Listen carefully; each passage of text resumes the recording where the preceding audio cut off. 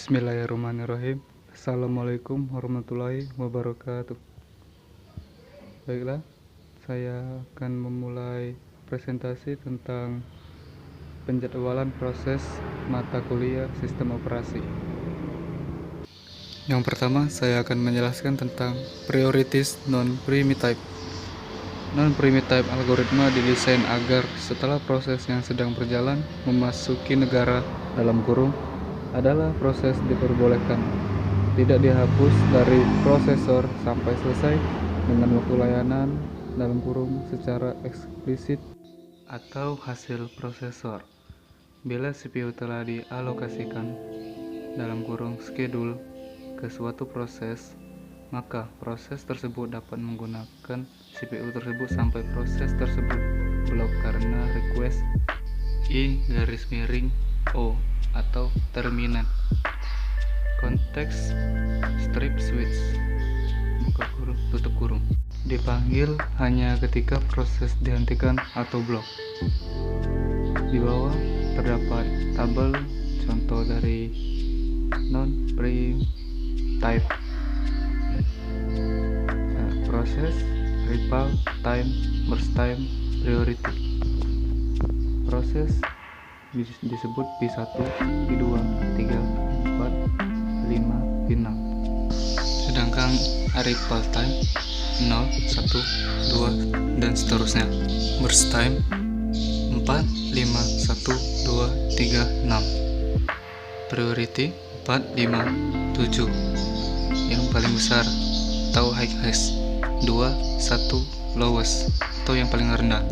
Dan 6. Itulah contoh dari non-primitive. Selanjutnya kita akan ke slide ketiga atau nomor 2.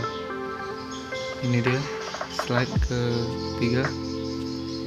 RRFCFS atau round robin first come first served. RRFCFS round robin first come first server merupakan metode penjadwalan yang lebih dulu sampai di ready queue dilakukan dieksekusi lebih dulu, dan kalau kuantum untuk proses tersebut dihabiskan lebih dulu, maka proses tersebut harus keluar dan masuk kembali ke antrian ready queue.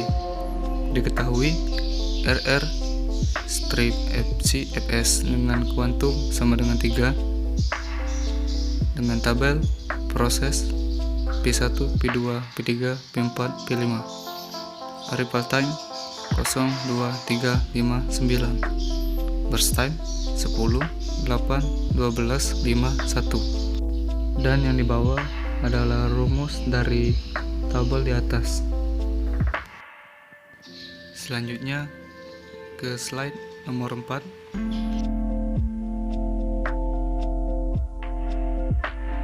Dan ini dia RR SJF dalam kurung prim type. RR SJF prim type yaitu pemberian jatah waktu sebesar Q kepada setiap proses dengan ketentuan kalau P sedang running, datang P2 dengan BT yang lebih kecil, P1 langsung berhenti dan masuk ke ready queue. PG dijalankan sampai selesai atau sampai kuantumnya habis, dan kalau saat PG running datang lagi PX dengan BT yang lebih kecil, PG langsung berhenti dan masuk ke ready queue. PX dijalankan sampai selesai atau sampai kuantumnya habis, dan demikianlah seterusnya. Catatan pada metode round robin, apabila sebuah proses yang sedang running habisan kuantum, maka dia harus keluar dari CPU. Akan tetapi untuk metode RRSJF prim type, walaupun ada sebuah proses PJ yang datang ketika PI sedang running dalam kurung I sama dengan garis miring J, jika BT dalam kurung P sama dengan sisa BT dalam kurung P, dan kuantum untuk P masih ada, maka P akan dijalankan terus sampai terminated atau habis kuantumnya. Baiklah, itu saja yang dapat saya sampaikan. Jika ada yang kurang atau ada kesalahan, saya mohon maaf. Kepada Allah saya mohon ampun. Wabillahi taufiq wal hidayah. Wassalamualaikum warahmatullahi wabarakatuh.